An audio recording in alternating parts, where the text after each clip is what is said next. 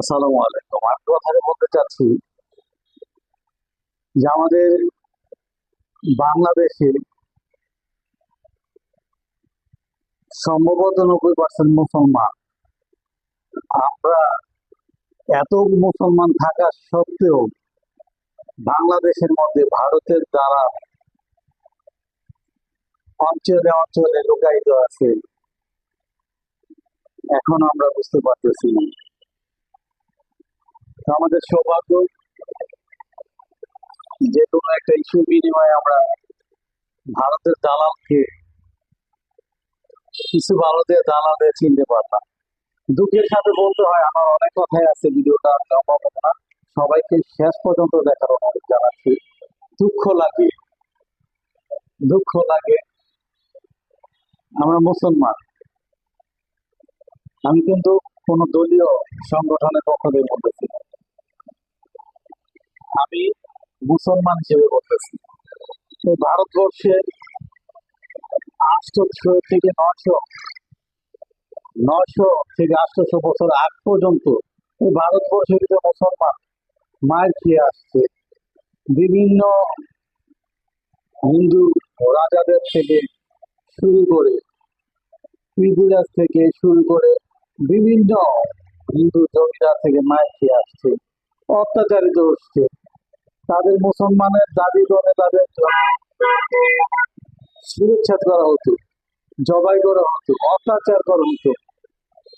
যুগে যুগে অলি আল্লাহরা আইসা এখানে মুসলমান বিস্তার লাভ করছে, ইসলাম ধর্ম লাভ করছে, বিস্তার লাভ করছে। তো এখনো এখনো ভারতবর্ষে এখনো আমরা কি করতেছি? মুসলমানরা মায়ের খেয়েছি। মুসলমান অনেক ধৈর্যশীল। আল্লাহ ইসলামদের মুসলমানদের অনেক ধৈর্য দিচ্ছে। দেখেন, কিছুদিন আগে রাস্তার মধ্যে নামাজ পড়তে দেয় নাই, নিজের নামাজ জমাত পড়তে দেয় নাই, বলছে জামাত নামাজ পড়তে দেয় বাংলাদেশে বা পাকিস্তান চলে যায়। কেন তোরা মিন করবি? এত বড় অধিকার তাদের কে দিছে মিন করার জন্য? নামাজ পড়তে দেয় নাই, মাইক দিয়ে আজান দিতে দেয় না, ঘুষের দোকান বন্ধ করে দিচ্ছে, গরু জবাই করে দিচ্ছে না। অথচ হিন্দুরা আমাদের বাংলাদেশে মার পেটের মধ্যে রয়েছে, তাদের একটা আচর পর্যন্ত এখন পর্যন্ত দেওয়া হয়। অথচ তারা একটা রাম মন্দির ইস্যু করে তারা বাংলাদেশকে বিভাজন করতে চাচ্ছে, এখানে বাংলাদেশে সনাতনদের স্থাপন করে দিচ্ছে, আলাদা প্রদেশ চাচ্ছে। এত বড় স্পর্ধা!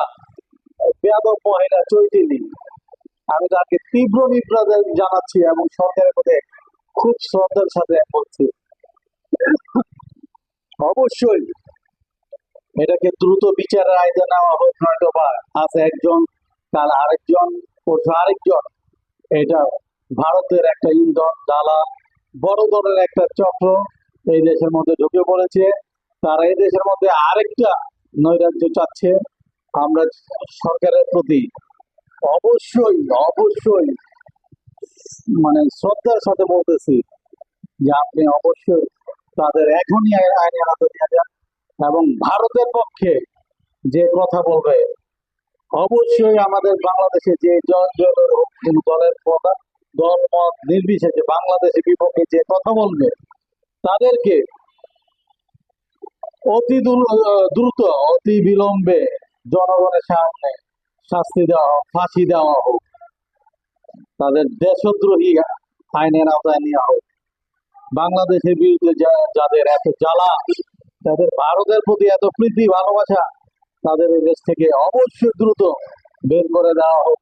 আমরা তীব্র নিন্দা যাচ্ছি। আমার অনেক বলার আছে, বলতেছি না।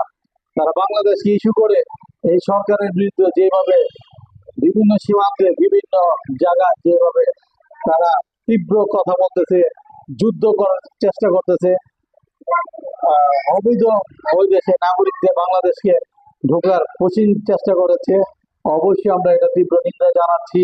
এবং বাংলাদেশের ভিতরে যারা আছে তাদেরকে অবশ্যই বাংলাদেশ থেকে বের করে দেওয়া হোক, দেশদ্রোহী মামলা আইনের আওতায় আনা হোক। এই চৈতলি রায়কে অবশ্যই দেশের আইনের আওতায় এবং ফাঁসির দাবি আমি জানাচ্ছি, এবং সবাইকে সজাগ থাকার দৃষ্টি আমন্ত্রণ করছি, এই জন্য যে বাংলাদেশের যেন কোনো ক্ষতি না হয়, যেই দল করুক, বাংলাদেশের মধ্যে যেন কোনো কুচক্র না থাকুক। আজকে হয়তো বা এটাকে আজকে হয়তো বা এটাকে ছাড় দিবেন, কালকে আপনি ঘাড়ে বসবে। অবশ্যই সরকারকে সহযোগিতা করেন, অবশ্যই সরকারকে সহযোগিতা করেন, অবশ্যই সরকারকে সহযোগিতা করেন। এই দলের দালালদের, এই ধরনের দালালদের খুঁজে বের করে সরকারকে সহযোগিতা করেন আইনের আওতায় আনার জন্য। এ বলে শেষ করছি। আসসালামু আলাইকুম রহমতুল্লাহ।